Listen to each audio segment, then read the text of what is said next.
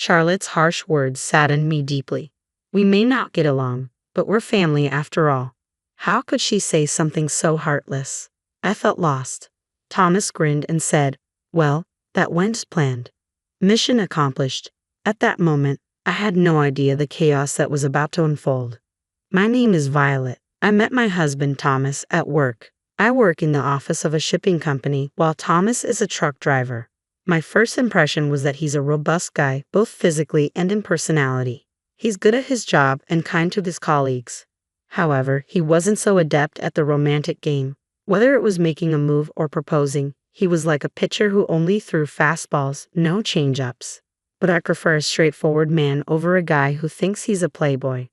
As our relationship progressed and tensions eased, I found him quite interesting. Above all, he gave me a sense of security that I could rely on him. We got married and were blessed with 2 children. Our son and daughter have moved out and live on their own now. Thomas and I live in a large house. Mom passed away 5 years ago due to illness. Thomas and I still work together at the same shipping company.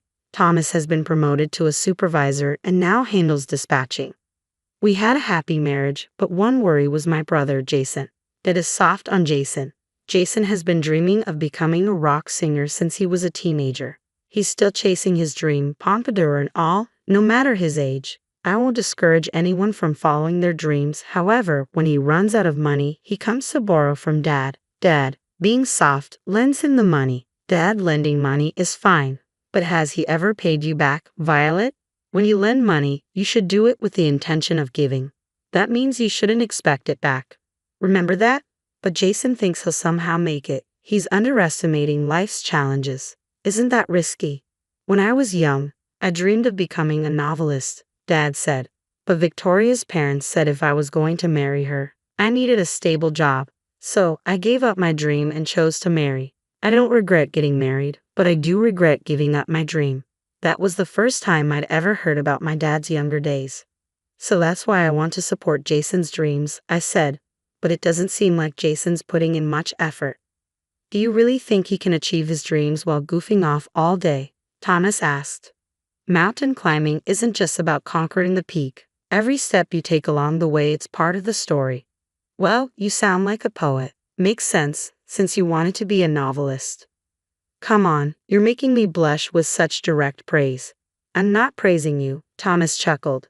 Initially, I was worried that Jason had some dirt on Dad and was blackmailing him, but it turns out Dad also chases dreams, so he probably understands Jason's desire to escape reality. One day, Jason brought a woman home. Let me introduce you, this is Charlotte. From her name, I expected a dainty woman. She was, well, big. Hi, I'm Charlotte. I'm Violet, the sister. Nice to meet you, Charlotte. Charlotte is 5 years younger than me but much larger in build. Our first impression of her wasn't great. She was curt to both me and Dad, leaving us with the impression that she had poor manners. Eventually, Jason and Charlotte got married, so she became my younger sister-in-law. Neither Jason nor Charlotte held full-time jobs. They were always quitting their part-time jobs in a huff. Charlotte practices jiu-jitsu and has a short temper, often bragging about putting her arrogant bosses or seniors in joint locks. I just hope she never gets arrested for it. Jason brags about stories that aren't really brag-worthy, like headbutting a disrespectful boss. 2 kinds of stories I really can't stand. Bragging about bad behavior in the past and bragging about fights. I think many women also find these kinds of bragging a turnoff. One day, Jason came home to borrow money from Dad again, and I finally spoke up. Jason, you're working, right? Why don't you have any money? I got into an argument with a plant manager just because I forgot to put away a card. Jason replied. I told him it was workplace harassment. He yelled again, so I gave him a flying knee kick to the chair. Charlotte chimed in, seemingly pleased. I decided that if Dad wouldn't say it, I would. Every workplace has people you won't get along with, but you know, even people I initially disliked turned out to be decent later on. I've often been glad I didn't pick a fight. You and I lead different lives. My pride is taller than the One World Trade Center, so yelling at me is practically asking for a flying knee, Jason continued. I couldn't believe my ears when Charlotte cut in. Are you siding with a boss who harasses people? That's not what I'm saying. So you're lecturing me now? You better be ready for this, Jason replied. Ready to take this outside or here's fine too, Charlotte challenged. I was flabbergasted. What is she, a teenager, feeling threatened? I walked away, unable to believe she was actually picking a fight. Jason didn't intervene. Would he have stopped if it were his wife fighting his sister? Getting hurt would be the last straw. I knew I had to watch out for that couple. When I turned 50, Dad got sick and was hospitalized. It wasn't long before we had to say goodbye. People said he lived a long life at 80, but I didn't feel that way. I still wanted to talk about many things with Dad. When Thomas and I were alone, he said, "Violet, actually, Lawrence." "What?" "Never mind. Just tell me later." Before much time had passed since the funeral, Charlotte approached me. "Did Lawrence leave a will?" "A will? Probably not. He was hospitalized so suddenly. And if there's no will, then the inheritance." "You're already talking about inheritance. I guess you're not even sad." "How dare you? Want me to put you in the hospital? Try me." I raised my voice. Charlotte grabbed my arm in anger. I was taken aback but didn't want to apologize. "Should we call the police?" "What are you doing? You made me sound like a monster for bringing up the inheritance, so I thought I'd teach you a life lesson with an arm lock." "You're the one who's wrong, Violet. Enough. Don't yell. What are we going to do about the inheritance?" I was momentarily speechless, but then I glared at Jason. "Aren't you sad that Dad passed away?" I asked. "That's irrelevant. Stop calling me stupid." "I don't want to be called stupid by someone as stupid as you," Jason retorted sharply. "What did you just say?" The atmosphere grew tense until Thomas arrived. "What's going on here?" Thomas asked. "Wife, you better tell your husband to raise the kids right," Jason snapped. Those words crossed the line. "I'll pass that message right along to Jason," I replied, irritated. "Good on you. I'm fed up with you, Violet. This makes my decision easier," Jason declared, dropping a bombshell. "I'm the eldest son. That means the house and Dad's inheritance are all mine." "Are you out of your mind?" I exclaimed. "I'm perfectly sane," Jason said stone-facedly.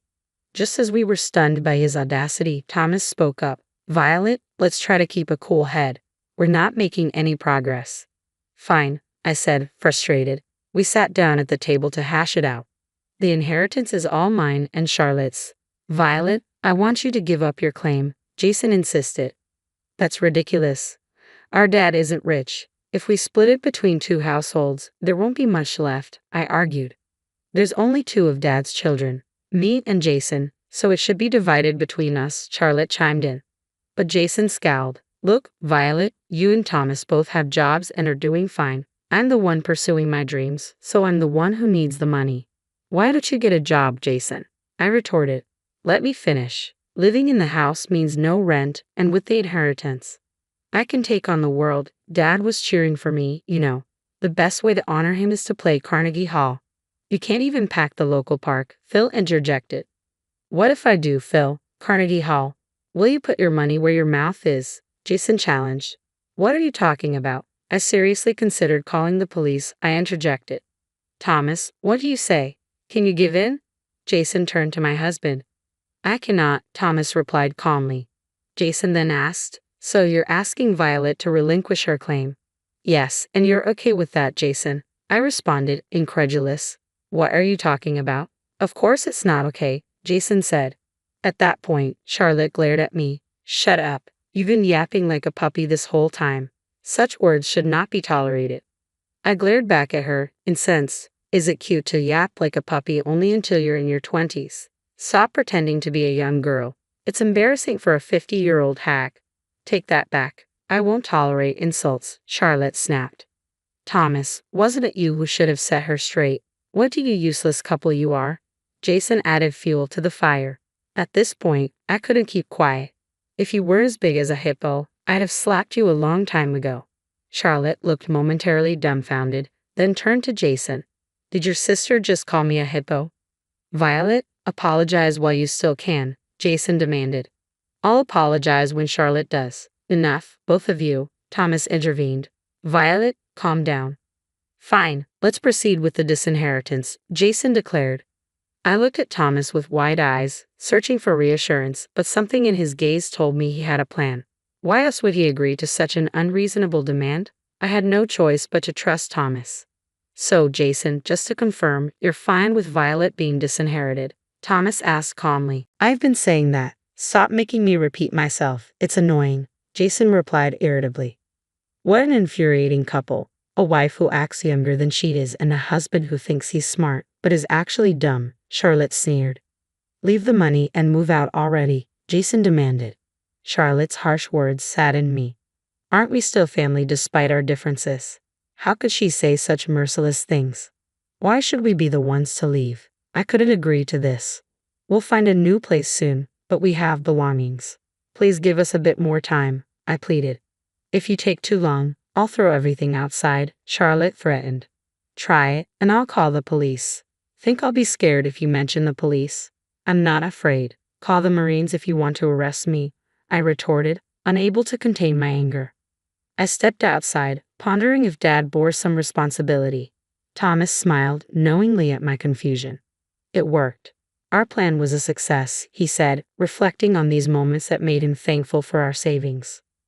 With savings, you don't need to borrow money. Even with zero debt, there are substantial monthly expenses: rent, utilities, food, taxes.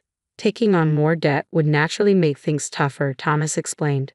I've always made it a point to avoid loans, pay in full for what I buy, and save a bit each month. Years of this effort mean we won't be in a bind when emergencies happen. Maybe Jason set a bad example. He lives impulsively and turns to Dad when he's out of money. It was one thing when Dad was working, but he had no problem borrowing even after Dad retired, I added. I always tell our kids how important it is to save so they don't end up like that. Thomas and I settled into our new condo after finishing unpacking. Thomas broached the topic cautiously. Let's consult a lawyer first, to initiate the renunciation of inheritance. Are we really giving it up? He asked. That's when Thomas finally disclosed what he had almost mentioned before. While playing chess with Lawrence, he quietly mentioned that he lost all his savings and is in debt, Thomas revealed. What? Because of Jason? I gasped, shocked. Yes, that made them even more unforgivable. Maybe that couple also shortened Dad's life, Thomas conjectured. You're not entirely right, but you're close, Thomas continued, surprising me with another revelation. Charlotte had yelled loudly at Dad and pushed him with both hands from behind. It wasn't just a one-time prank. It happened multiple times. Dad started fearing it was an attempt to induce a heart attack and couldn't say anything when Jason came to borrow money. I never thought they'd go that far. In other words, Lawrence had much more debt than assets. Do you get what I'm saying? Yes, now I understand. Inheritors receive not just assets but also debt. If the debt exceeds the assets, you can renounce the inheritance. Let's ask the lawyer. That's the best course. We consulted a lawyer and successfully renounced the inheritance. Just as I suspected, Jason and his wife barged into our new condo. Violet, you set us up, didn't you? Jason accused. Set you up? What are you talking about? I replied, playing dumb. Don't play dumb. There's no inheritance from Dad, just debt. You knew, didn't you? He snapped. I had no idea. This won't end with just an arm lock. Be ready for a chokehold, I threatened, pulling out my mobile phone. Hello, is this the police? I began, but Charlotte grabbed my phone and shut it off. Violet, how are you going to take responsibility for this? She challenged. That's when Thomas stepped in. Jason, I recall asking you multiple times if it's okay to relinquish the inheritance, right? So you knew it was drowning in debt, didn't you? I had no idea, Jason muttered. Whenever Jason needed money, Lawrence would lend it without a second thought. He gave out big amounts like it was nothing. I assumed Lawrence must be well off, I explained. Jason was at a loss for words, but Charlotte interjected. Nice try, but you're not weaseling your way out of this. We inherited those debts. You two need to do something about it. What responsibility are you talking about? My spouse and I are not responsible for any of this, I retorted. Hey, are you going to do something about this or not? Threats won't work on me, Charlotte challenged. Or should we lay it all out for a third party? I'll share every detail of what happened to Jason. Are you okay with that? How would I know that Dad went into debt just to give Jason money? If I knew, I would have stopped it. Do you even realize you shortened Dad's life? Jason finally responded. Unable to respond further, Jason stayed silent, but Charlotte remained defiant. If you're going to say that, are you okay with both of you ending up in the hospital? Enough of this nonsense. If you lay a hand on me or coerce me, it's jail time, I warned Charlotte. Your threats don't work on me. You're 45 and talking like some high school delinquent. Charlotte smirked and glanced back at Thomas. Wait, were those lines aimed at me? Right after saying it, you coerced me. Coercion is a serious crime, you know. You won't get probation, idiot. Are you a judge now? It's complex to decide whether probation applies in any crime. Don't talk nonsense when you know nothing, I fired back. Seeing Charlotte's anger intensify, Thomas turned to Jason. Jason, are you okay with this? Charlotte, just shut up for a second, Jason finally said, clearly feeling the tension rise. Excuse me, who are you telling to shut up? Charlotte snapped back, her menacing glare now palpable with danger. I said, if you want to fight, do it outside. I won't allow it in my house. Let's calm down for now. As Jason stepped out into the hallway, Charlotte followed. I quickly closed the door and locked it. Their arguing voices echoed, but I was more worried about causing a disturbance in the neighborhood. Did you just tell me to shut up?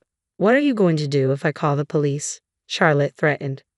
Don't worry, I'll call an ambulance in a minute, I replied calmly. A few seconds later, Jason's screams echoed down the hall. I pretended not to hear him. Shortly after, I heard what sounded like a cry of pain, but I dismissed it.